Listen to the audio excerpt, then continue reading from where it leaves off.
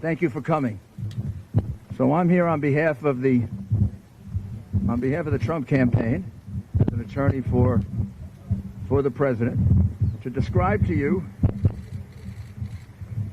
the first part of a situation that is extremely troubling. First of all, for the state of Commonwealth of Pennsylvania, and then for a number of other states. And these lawsuits will be brought starting on Monday. But the first time it was discovered was here in Pennsylvania just a couple of days ago. The people you see behind me are just a few of about, I'd say, 50 to 60 poll watchers who will all testify that they were uniformly,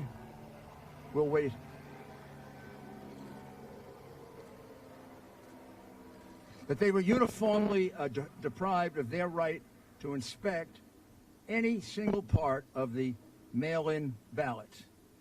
As you know, from the very beginning, the mail-in ballots were a source of some degree of skepticism, if not a lot of skepticism, as being innately prone to fraud.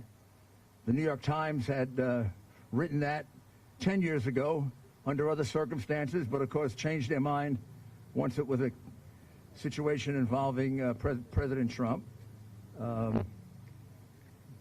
Congresswoman Jordan, in her vast and compendious review of various forms of voter fraud, cited mail-in ballots as the most prone to fraud.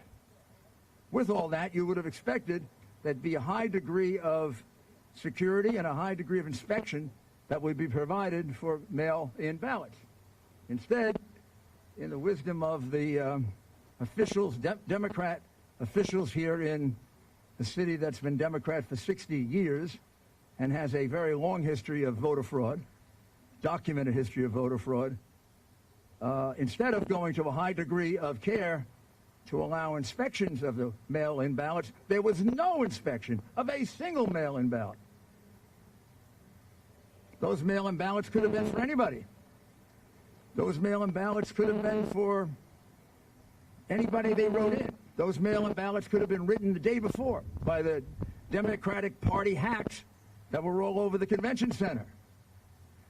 What I'm saying to you is not a single one was inspected as the law required. Even when a court order was obtained to allow the Republican inspectors to get 6 feet closer, they moved the people counting the ballots 6 further feet away. It's really simple. If you have nothing to hide with these mail-in ballots, you allow inspection. I mean, this is common knowledge, common practice in the examination of absentee ballots, which happens all the time.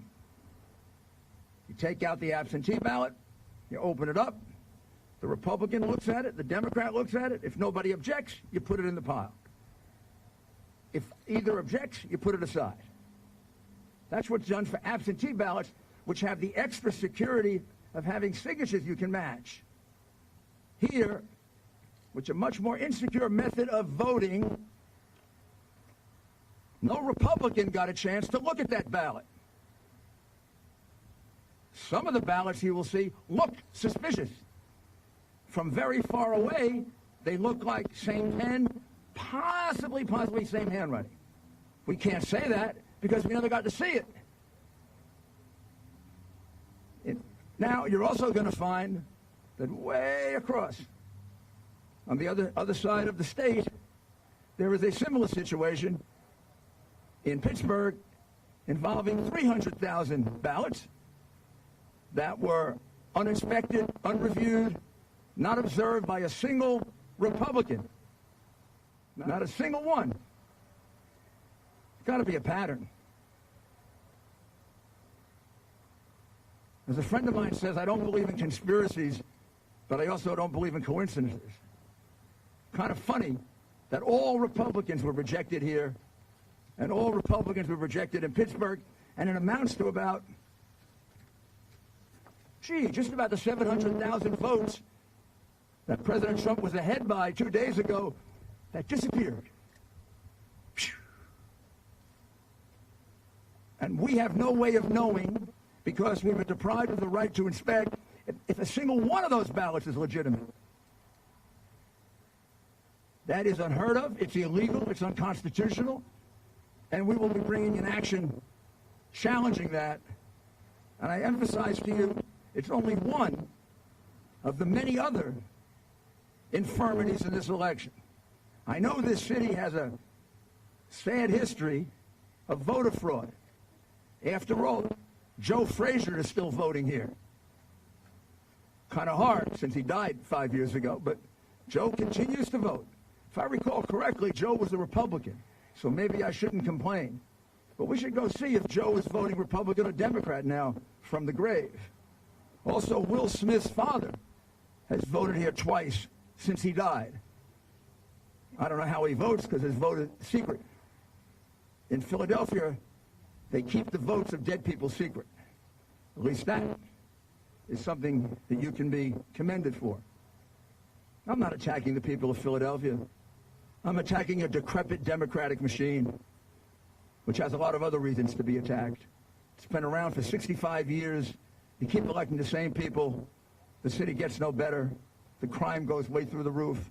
The riots you have, the police stand by and watch it, not because of the police, because you have a mayor that lets them stand by and watch it. You got a district attorney who lets people go free. You are poorly served, ladies and gentlemen of Philadelphia. And then you got a political machine.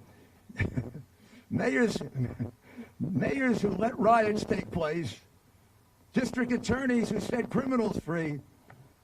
I don't think they're going to care much about ballot fraud. This is outrageous. In an enormously important contest with a very, very suspect method of voting, there was no security. Zero. The people of this city, people of this country, have no assurance at all that those ballots were actually cast. They would have to have been almost unanimously cast for Joe Biden in order to catch up. And let me have one or two of the people, let me emphasize, this is only 2 or 3 of about 50 people so far that have given us statements, affidavits, recordings. We're going to have many, many witnesses. It's not a small case. It can be a big case. But I wanted you to get the flavor of it here in Philadelphia, because we also have to alert the people of Pittsburgh that the same fraud was done to them as here. And I'll also add, same thing was done in Georgia. The same thing was done in Michigan. The same thing was done in North Carolina.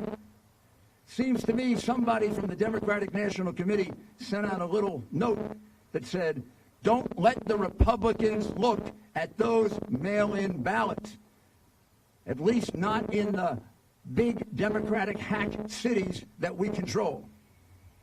We've done a lot to destroy those cities, and now we're going to destroy their right to vote.